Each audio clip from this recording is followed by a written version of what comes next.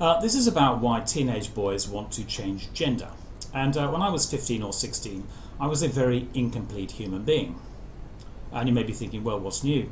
But the position was that legally I was only a few short years away from becoming a full adult. But really, I felt miles away, especially when I compared myself with the girls.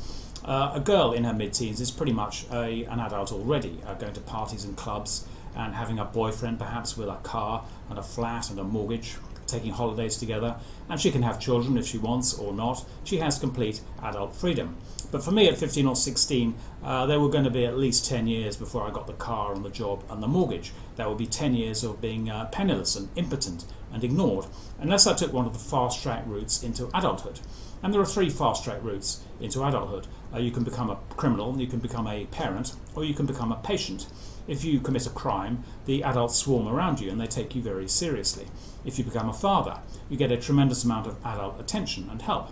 But a patient is the best. A patient is top of the heap in our society because the patient has no responsibility. Unlike a criminal or a parent who has to deal with what he's done, the patient gets everybody else to deal with it. And the teenage patient is suddenly surrounded by earnest professionals, listening and deferring and not interrupting, and actually writing down what the patient says. Now imagine that. If you're a teenager, yesterday you were in class writing down all the teacher's rubbish, and today you're in a clinic and the adults are writing down all your rubbish. That's why a teenager would never want to give that up, and that's why so many youngsters want to embrace autism and dyslexia, and the new one, the sex change fad.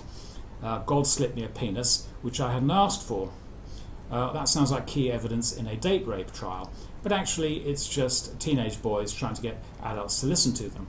And the smarter boys can see that this will lead to a career in trans activism. The trans activists are everywhere these days, on the news, on panel discussion shows, wearing their working costume, a wig and lipstick, and they stop everyone from using the obvious label: man, ladyboy, drag act, female impersonator. That's all hate speech.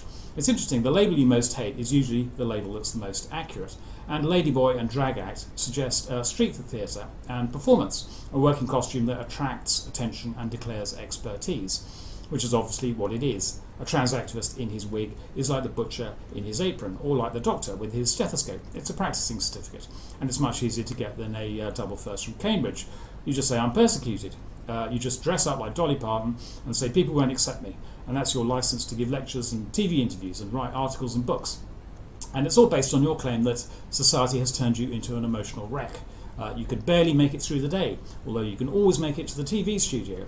Your mental health is a car crash, but your career is a Rolls Royce. So if I was a teenager, I would be up for the snip. I would become a she, and I would glare angrily at anyone who called me he. Don't misgender me, I would say. What I wouldn't say is that nature started it, and nature misgendered me at birth.